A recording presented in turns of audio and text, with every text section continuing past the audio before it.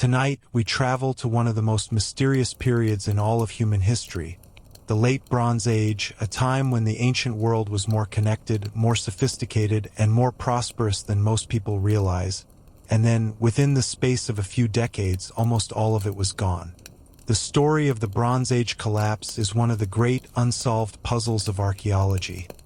And tonight we will walk through it slowly, carefully, from the world that existed to the silence that followed.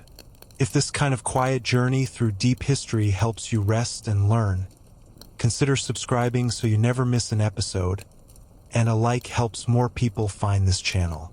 Now settle in and let us begin. We begin around 1200 before the Common Era.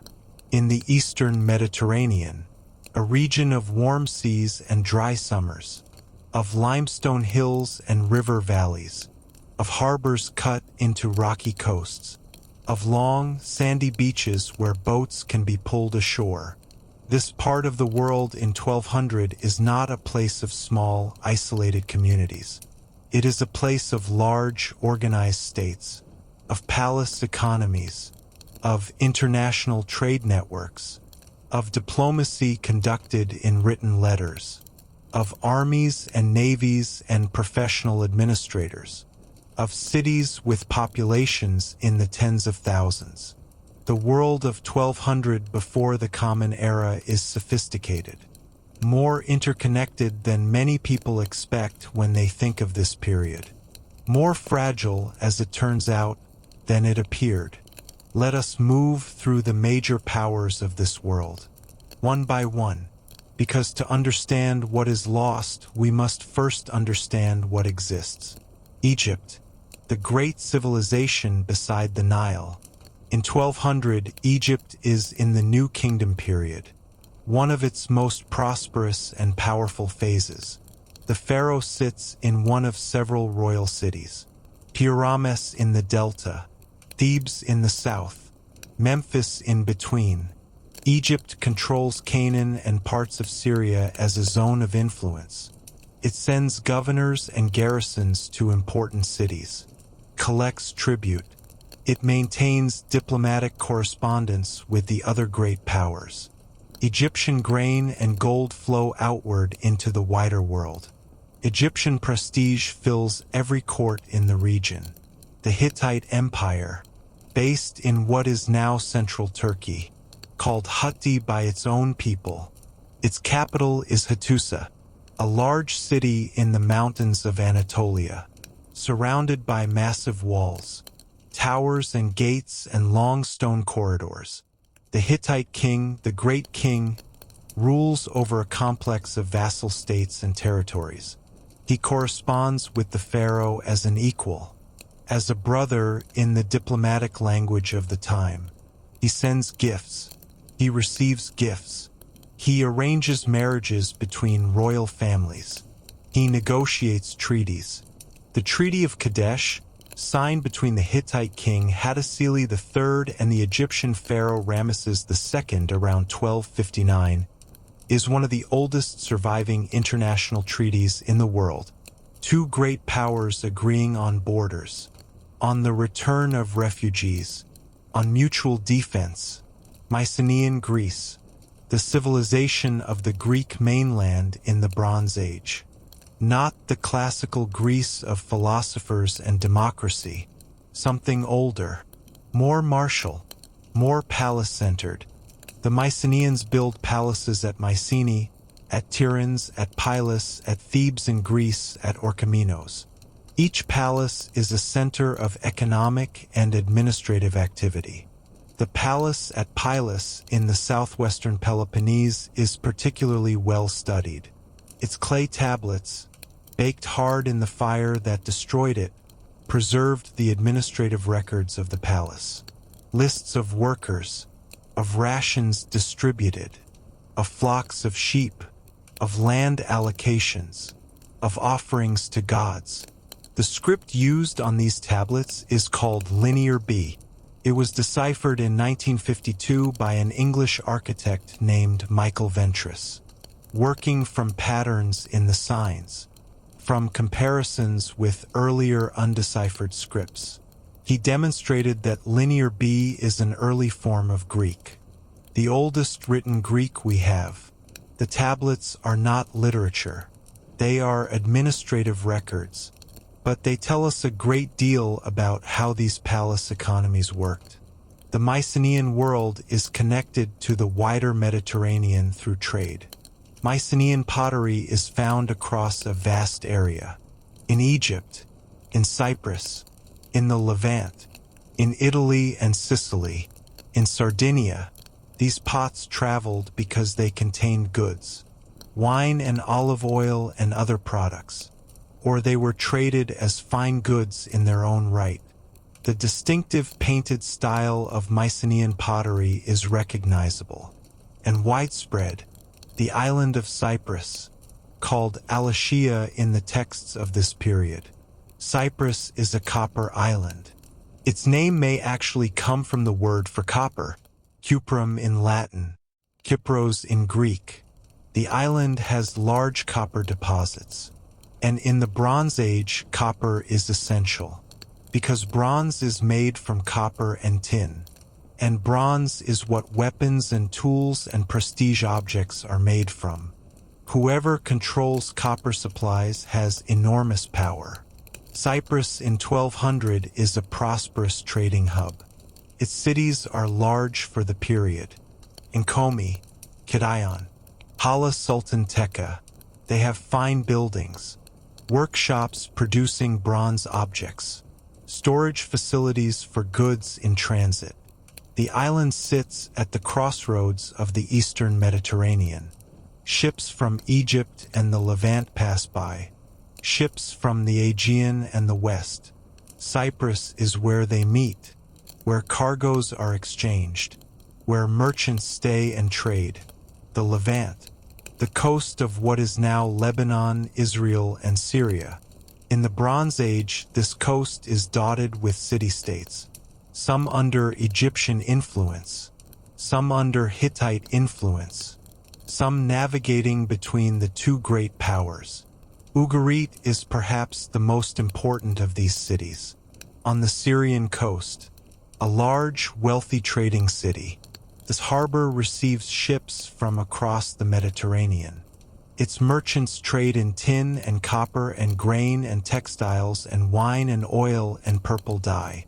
The purple dye of the Levant, made from sea snails called murex, collected from the sea, crushed, their glands providing a fluid that, when exposed to air and light, produces a vivid purple color, a color that does not fade, that clings to wool and linen permanently. This dye is extraordinarily valuable. A single garment dyed in Tyrian purple costs a fortune. Only the wealthy can afford it. The trade in this dye makes the cities of the Levant enormously rich. Ugarit has its own writing system, a cuneiform alphabet, one of the earliest alphabets, using fewer than 30 signs. One sign for each consonant sound, simpler than the hundreds of signs needed for Egyptian hieroglyphs or Mesopotamian cuneiform. This simplicity is significant. It makes literacy accessible to more people. The alphabet will eventually give rise to the Phoenician alphabet, and from that the Greek alphabet, and from that the Latin alphabet, and from that the letters you are reading now. A thread from 1200 before the Common Era to the present.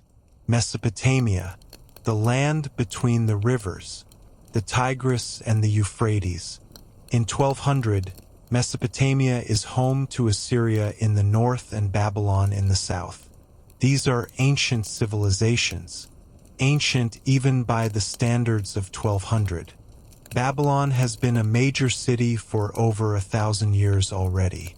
These powers, Egypt, Hutti, Mycenaean Greece, Cyprus, Ugarit and the cities of the Levant, Assyria and Babylon, are all connected by trade, by diplomacy, by the movement of goods and people and ideas. The Amarna letters are a remarkable archive, found in Egypt in the 1880s. Clay tablets, diplomatic correspondence from the 14th century before the Common Era. Letters between the Egyptian pharaoh and the kings of the other great powers.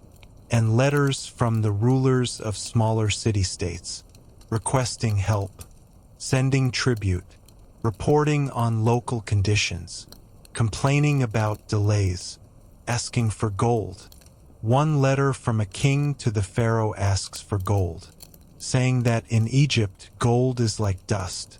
It is everywhere. Please send some. The tone is sometimes impatient, sometimes plaintive, sometimes remarkably direct for the language of royal correspondence. These letters show that the rulers of the ancient world were people, with frustrations and needs and a certain amount of impatience with delays. The trade networks of the late Bronze Age move specific goods across specific routes. Copper from Cyprus, tin from sources in Afghanistan or Turkey or perhaps the British Isles. Tin is essential for making bronze. Without tin, the Bronze Age does not function. And tin is rare. It does not occur naturally in most of the Mediterranean world. It must be imported from far away. This long-distance dependence on tin is one of the vulnerabilities of the whole system. The Uluburun shipwreck, found off the coast of Turkey in 1982, excavated over 11 seasons, is one of the most important archaeological discoveries of the 20th century. A Bronze Age merchant ship, sunk around 1300 before the Common Era, carrying a cargo of extraordinary richness, 10 tons of copper ingots, in the shape called oxhide ingots, flat, roughly rectangular with a projection at each corner, like a stretched animal hide. This shape may have made them easier to carry, or to stack, each ingot weighing about 25 kilograms. Alongside the copper, 1 ton of tin ingots. The ratio of copper to tin is roughly 10:1. Exactly the right ratio for making bronze. Also on board, ebony logs from Africa, glass ingots of several colors, ivory, hippopotamus teeth, terebinth resin, used for incense and perfume, faience objects, gold and silver jewelry, pottery from Cyprus and Canaan and Mycenaean and Egypt, tin and copper tools and weapons, a scarab bearing the name of the Egyptian Queen Nefertiti, a gold ring, writing boards, 2 of the oldest known folding wooden writing boards in the world, hinged wooden tablets, coated with wax, for writing. The cargo of the Uluburun ship represents the interconnected world of the late Bronze Age. Goods from Egypt, from Cyprus, from the Levant, from the Aegean, from Africa, from Mesopotamia, all on one ship, moving through the same trade network, headed somewhere.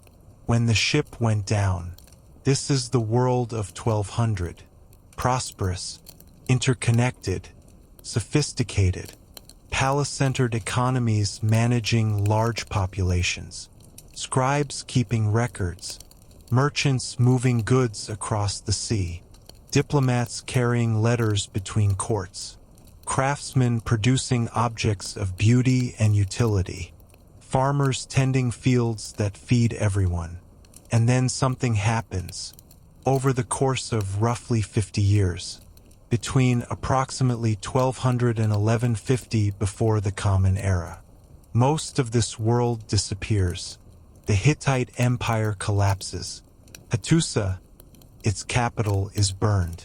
The great city with its massive walls and its administrative buildings and its temples, burned, abandoned, never reoccupied as a major settlement. The Hittite state ceases to exist. Mycenaean Greece collapses. The palaces are burned.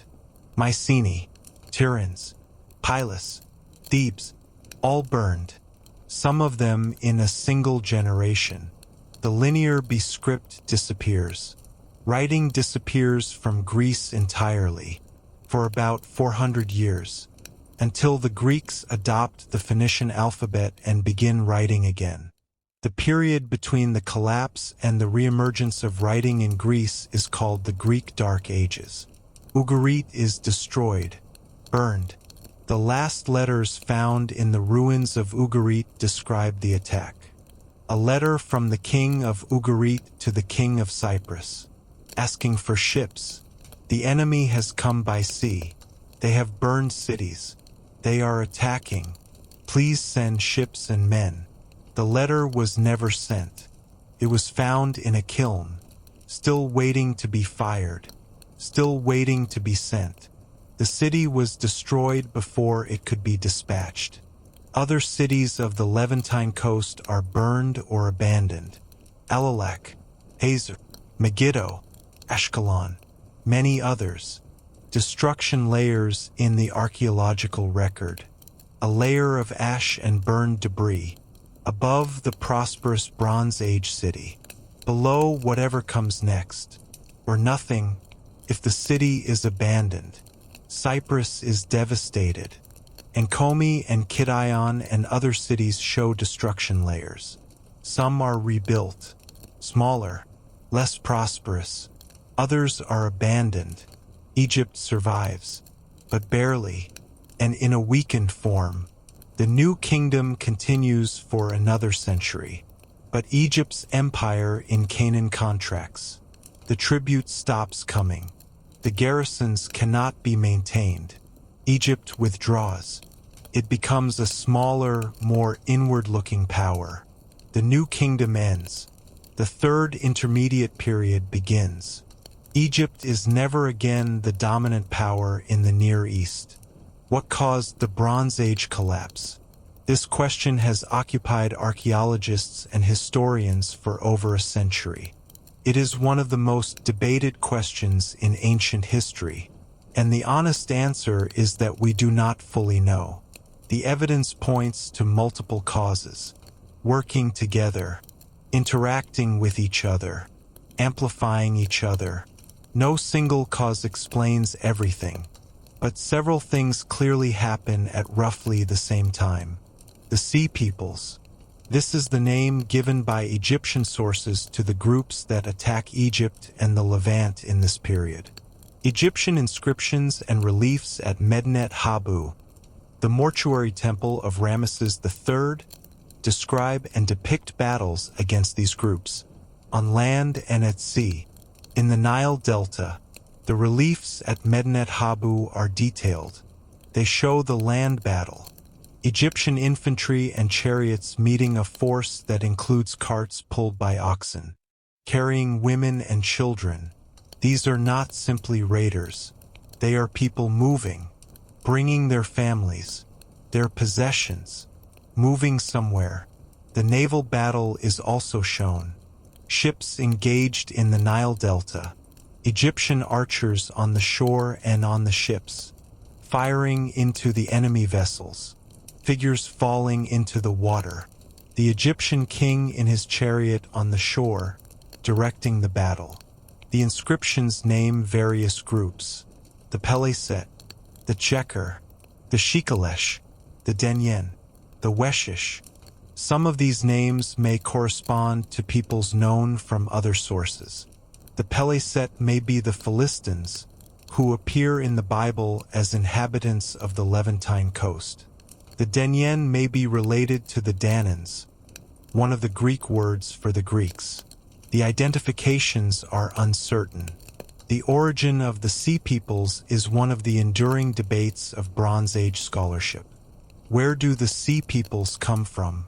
Various origins have been proposed. The Aegean, Anatolia, the Western Mediterranean, perhaps multiple origins. Different groups moving at the same time, for different reasons. One possibility is that the Sea Peoples are partly the result of the collapse rather than only a cause. If Mycenaean Greece and parts of Anatolia collapse first, the displaced populations move. They become refugees. They move east and south, looking for land, for food, for somewhere to settle. And in moving, they contribute to the collapse of the regions they move through. A cascade of displacement, each collapse pushing people into the next stable area, until there are no more stable areas. Climate change. Evidence from pollen cores and other climate proxies suggests that the eastern Mediterranean experienced a period of reduced rainfall around 1200 before the Common Era. A drought, perhaps lasting decades. The Bronze Age palace economies are fed by agriculture, a large population, supported by carefully managed grain production. If the rains fail for several years in succession, harvests fail. Grain stores are depleted. Populations that have grown to depend on palace redistribution face shortfall. There are letters from this period that mention famine. A letter from the king of Ugarit to the pharaoh, asking for grain. The situation is urgent. It is a matter of life and death. Please send grain. Another letter records the diversion of grain ships to a famine-struck region. The system is trying to respond to shortfall, but the shortfall may be too large, too widespread. The palace economies are vulnerable to food shortfall in a particular way. They are specialized. Different regions produce different things. Cyprus produces copper, but Cyprus needs grain. Egypt produces grain, but Egypt needs copper and tin for its bronze. The Levant produces timber and dye and fine manufactured goods, but the Levant needs grain too. Everyone needs grain, and the grain flows along the same trade networks as everything else. If trade is disrupted, the entire system is disrupted. If Cyprus is attacked and its copper production falls, Egypt cannot get bronze. If Egypt is under attack and its grain exports stop, Cyprus cannot eat. The interconnection that makes the system prosperous in good times makes it fragile in bad ones. A disruption in one place propagates through the whole network. Earthquakes. Some of the destruction levels at Bronze Age sites in Greece and Anatolia show evidence of earthquake damage. The region is seismically active. It was in 1200. It is now. The Aegean and Anatolia sit on active tectonic boundaries. Earthquakes can destroy buildings, can kill populations, can trigger fires, can disrupt the agricultural land and water systems that communities depend on. Internal unrest. The palace economies of the Bronze Age concentrate wealth and power. The palace controls the land. The palace controls the redistribution of food. The palace controls the labor force. This concentration can create tension between the palace elite and the working populations who support it. There is some evidence in the linear B tablets of unrest, of workers failing to show up, of resources being diverted, if harvests fail, if the palace cannot distribute enough food. If the ordinary population is hungry, while the palace elite continues to consume, the stability of the system can come apart. The people who have sustained the palace turn against it, or simply leave, or are too weakened to maintain production. The interaction of drought and famine and disrupted trade and internal unrest and external attack, all happening at roughly the same time, in different combinations in different places, creates a cascade, a collapse that spreads from place to place, along the same networks that have connected these civilizations. What was a strength becomes a pathway for collapse. The destruction of Pylos. The Palace of Pylos in southwestern Greece is one of the best studied examples. In its last days, the linear B tablets show frantic preparation. Rowers being mobilized, sent to coastal positions. Watchers posted along the coast. Bronze being collected. Even the bronze cauldrons from temple offerings. Melted down. Made into weapons. The palace is preparing for attack. It knows something is coming from the sea, and then the palace burns.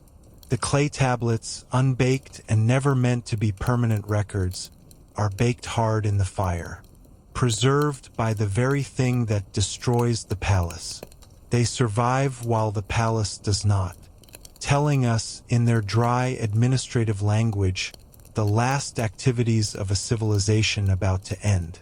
What does the collapse feel like from inside? This is a question archaeology cannot fully answer. The people who lived through it left no narrative accounts, no memoirs, no histories written afterward saying here is what happened. The linear script disappears with the palaces. There is no written record of the collapse from the perspective of those who experienced it.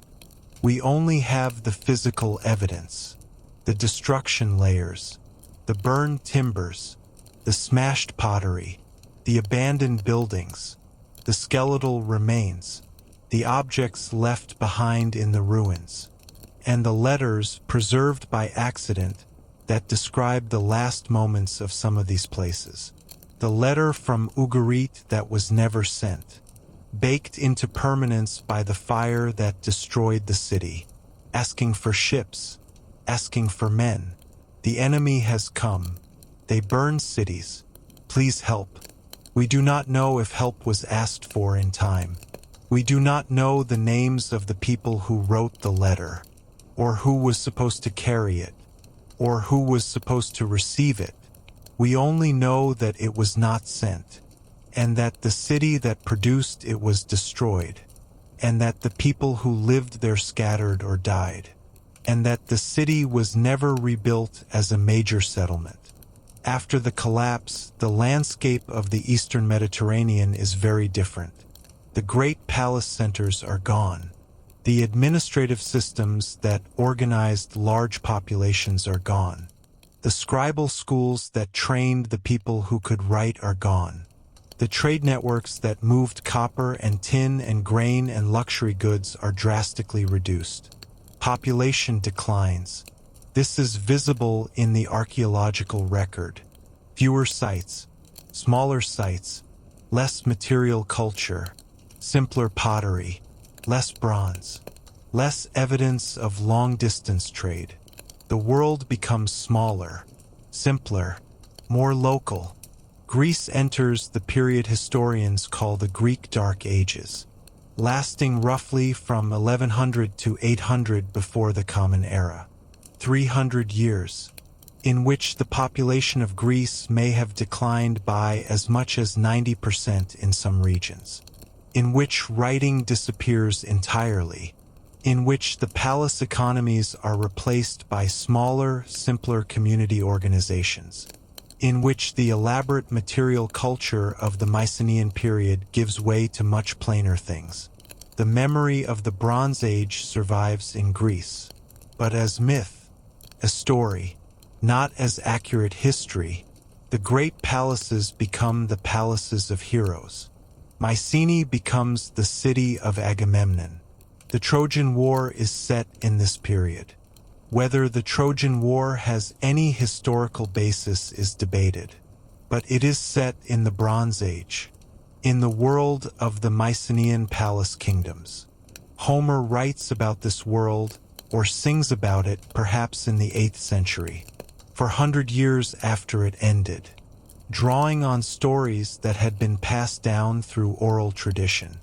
Through those 3 centuries of no writing, through the Dark Ages, when memory was all there was, the stories became myths, the people became heroes, the palaces became legendary, and the world they actually lived in, the world of linear tablets and oxide copper ingots and diplomatic letters about gold, was forgotten for nearly 3,000 years, until archaeologists began digging and found the ash layers and the tablets and the Uluburun shipwreck and the letters from Ugarit, and pieced together slowly the actual world that the stories were built on. The Hittite Empire is gone. But Hittite-related cultures survive in smaller kingdoms in what is now Syria and southeastern Turkey. The Neo-Hittite states, they carry on aspects of the older culture for several more centuries before being absorbed into the expanding Assyrian Empire. Assyria survives the collapse better than most. It is weakened. Its trade networks are disrupted. Its population declines. But it does not collapse entirely.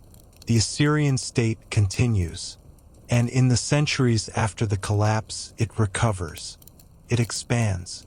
It becomes, in the first millennium before the Common Era, one of the dominant powers of the Near East. Egypt survives, but transformed. The new kingdom ends. The third intermediate period is a time of division and reduced power. Egypt never again dominates Canaan, never again corresponds as an equal with great kings of comparable power. The world that produced the Amarna letters is gone. Phoenicia emerges. The cities of the Levantine coast rebuild. Tyre, Sidon, Byblos, they become trading cities, maritime powers.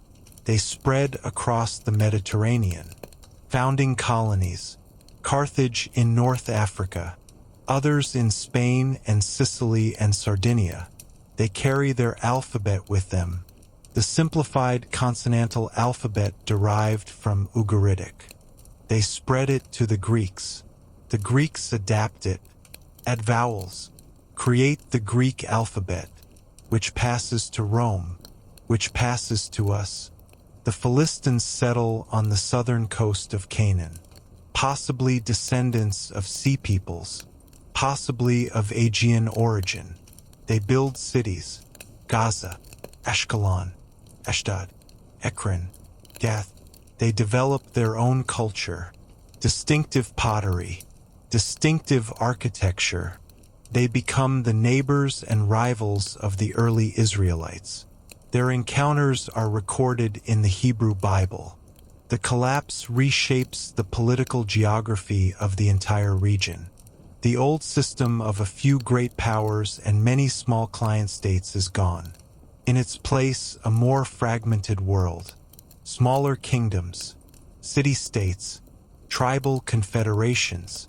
The power vacuum left by the disappearance of the great empires allows new peoples and new cultures to emerge, to fill the spaces, to develop in ways that might not have been possible when the great powers were present and dominant. This fragmented world produces, among other things, the development of the alphabetic writing system into widespread use, the development of Iron Age technology. Iron working becomes more common after the collapse. Bronze requires tin, which must be imported from far away. Iron ore is more widely available. As the trade networks for tin collapse, iron becomes a more practical alternative. The Iron Age begins, a new technology spreading across the region, not because anyone planned it, but because the old system that supplied tin no longer functions. The Greek Dark Ages end slowly, around 800 before the Common Era. Population begins to recover. Trade resumes on a smaller, more local scale. Writing reappears. The Greek alphabet, adapted from Phoenician traders. The city-states of classical Greece begin to take shape. Athens, Sparta, Corinth, Thebes. These are new cities, built on the ruins and the memory of the Mycenaean world, but genuinely new. With new institutions, new ideas, new art, new philosophy, the world of the classical age, which will eventually give so much to the world that follows, grows from the silence of the Dark Ages, from the period of recovery after the collapse. The Bronze Age collapse is a reminder of how interconnected systems can be fragile, of how multiple pressures, each manageable alone, can combine into something catastrophic, of how quickly what seems permanent can change, of how long recovery can take. The palace at Pylos is burned in a single night, perhaps. The tablets baked hard. The records preserved. The last rowers ordered to their positions. And then silence. For centuries. And then slowly life returns. Smaller. Simpler at first. But returning. The land is still there. The sea is still there. The olive trees, which can survive drought and fire, are still there. People plant grain again. They fish the same waters. They build houses on the same hills. They tell stories about the great kings and the great wars of the time before. And slowly, over generations, they build something new. The story of the Bronze Age collapse is the story of a world that ended. And of the worlds that grew from its ending. The Greek city-states, the Phoenician trading network, the alphabets we still use, the Iron Age technology that replaced bronze. All of them shaped by the collapse. All of them, in some way, products of what was lost. The ash layer in the soil, a few centimeters thick, found at site after site across the eastern Mediterranean, dated to the same narrow window of time, around 1200 before the Common Era, the physical record of a moment when the world changed, when the palace lights went out, when the scribes stopped writing, when the ships stopped sailing, when the great diplomatic correspondence between kings fell silent, and the silence lasted for decades, for generations, for centuries in some places, until it didn't, until people began again, as they always do, building on what remained, on the land, the sea, the memory of what had been, and the slow, patient work of beginning. We slow down now. The narration settles toward its close. It is a summer evening in the eastern Mediterranean, around 1150 before the Common Era. The sea is calm. The light is long and golden. A fishing boat moves slowly toward shore. A small settlement on a hill above. Simpler than what was here 50 years ago. Less organized. Less prosperous. But present. People are there. Children playing near the water. Someone cooking. The smell of fish over a fire. Somewhere in the hillside under the ash. The ruins of a palace. Its corridors buried. Its tablets baked into permanence. Its last letters unread. For another 3,000 years. The stars come out. Over the same sea. The same constellations that the Mycenaean sailors navigated by. That the Ugaritic merchants watched from their harbor. That the Egyptian scribes wrote about. Still there. Unchanged. Looking down on a world that has been remade. And is slowly beginning again. If tonight's journey through the Bronze Age collapse helped you rest and learn, a like and a subscribe helps more people find this channel. New history narrations are uploaded regularly. Sleep well, and thank you for listening.